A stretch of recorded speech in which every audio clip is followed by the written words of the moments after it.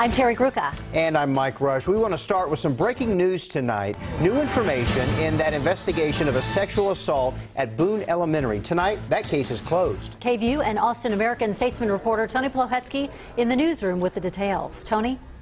Well, Terry and Mike, officials tell me that the latest medical examination report showed the 4-year-old girl likely was not sexually assaulted and that instead her injuries were the result of a playground accident.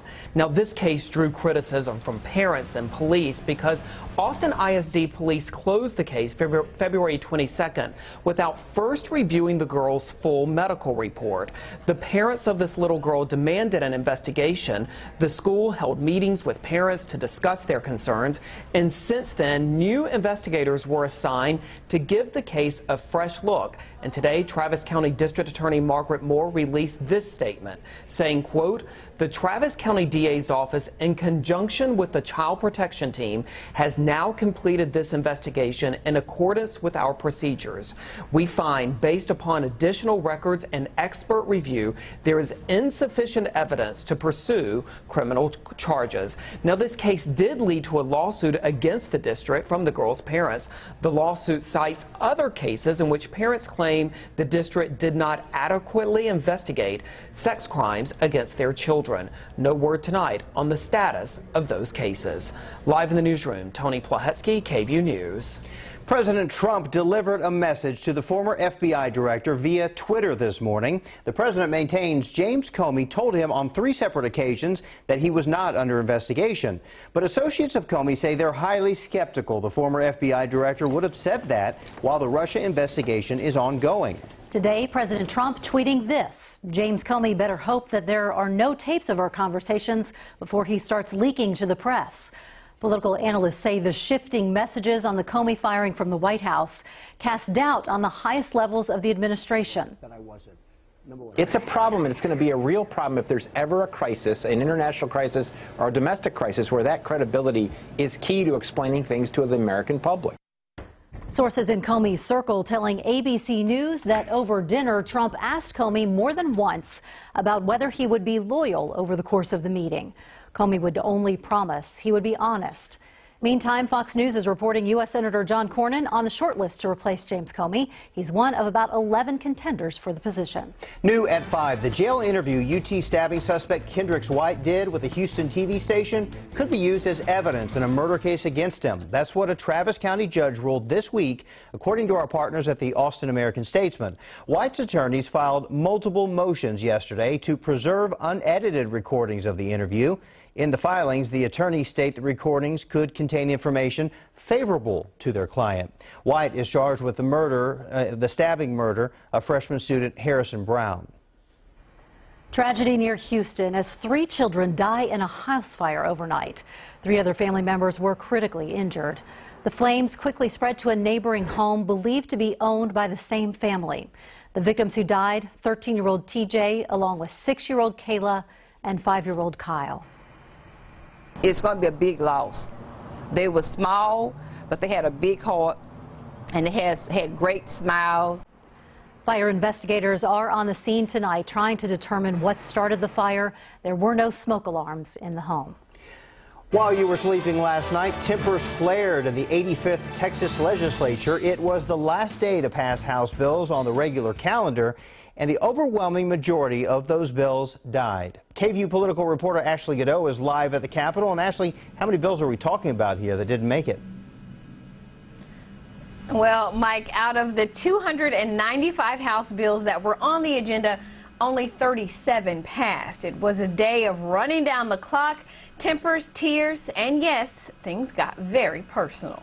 The House will come to order. Friday morning in the Texas House of Representatives, the normally meandering members are seated, quiet, still recuperating from the night before. Members, I know tonight's been a long night. It's been difficult. Thursday was the last day to pass House bills on the general calendar to delay bills from being heard. Could you explain your amendment to me? Members did a little chubbing, asking questions or proposing, then withdrawing amendment. At this time, I'm going to close my remarks and withdraw my amendment. To waste time. The amendment is withdrawn. And then there were the speeches. I am sick and tired of the rules only mattering when it keeps the minority members of this House in line. It's disgusting. This is all par for the course, but in the 11th hour, it became too much for one representative to bear. I'll be damned if we don't have the chance tonight to hear the very next bill. HB 810 will allow adult Texans to undergo certain investigational stem cell treatments. It hits home for Drew Springer. Because I pray to God every time I go to Mass, every time I close my eyes, that one day my wife, and not for my sake, but for her sake, I have the chance to have that opportunity again, to be able to walk, to be able to come down. Pleading with his colleagues to stop the political games and move along. To know that the apple is so close and I can't grab it. Just. They did, and the bill passed, in efforts to stop the last bill of the night. I would like to give a personal privilege speech, sir, which I believe takes... Failed. Will I be recognized to give a personal privilege speech after that? Not at this time. Mr. Speaker, it's a privilege motion. It takes precedent over everything else, does it not, Mr. Speaker? Speaker Joe Strauss reminding the House who's in charge. It's midnight, Mr. Stickland.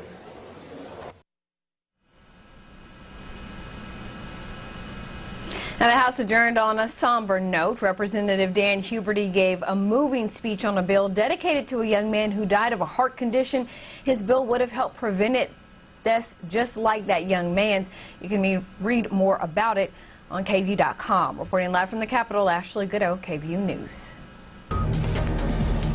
What a way to wrap up the work week. North wind bringing in not so much in the way of cool air, but drier air. That's why it felt so much more on the comfortable side today. Full sunshine over Austin with highs in the upper 80s and low 90s, below record levels, but certainly above average for this time of the year. Temperatures right now mid to upper 80s, 88 right now San Marcos, it's 84 in Lago Vista. Low pressure moving away from us, high pressure moving in. That's why it's going to be a fantastic weekend. Humidity, though, it comes back in a big way next week. That's going to lead to some shower and storm chances by the middle part of next week. Full forecast, it's a few minutes away. And enjoy the weekend, it looks like. Thanks so much, Albert.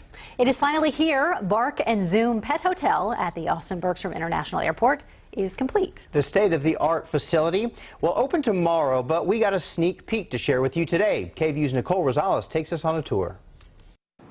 Well, with a guitar-shaped pool, playscapes, and individual rooms with a TV and a bed, I think it's safe to say owners can breathe just a little bit easier knowing that comfort is a priority for the staff.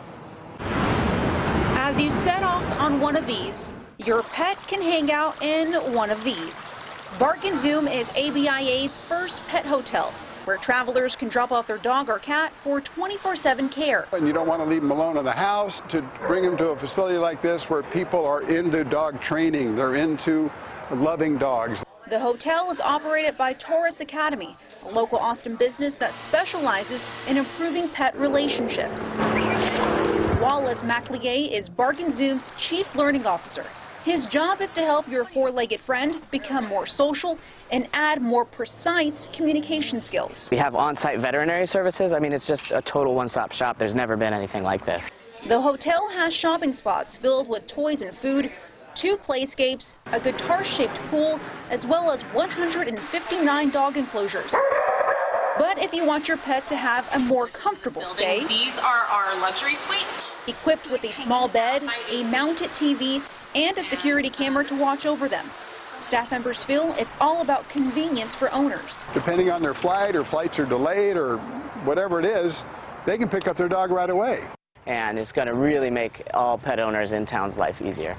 In Austin, Nicole Rosales, KVUE News. Wow, that's a dog's life, isn't it? These services are not exclusive to passengers of ABIA, but anyone looking for pet sitters. Prices range from one overnight boarding fee of $48 up to 2 weeks of boarding, training, and doggy boot camp for around $1,200. That's pretty nice looking. $1,200? Well, did you see what you get? Well, okay, yeah, I guess so. All right.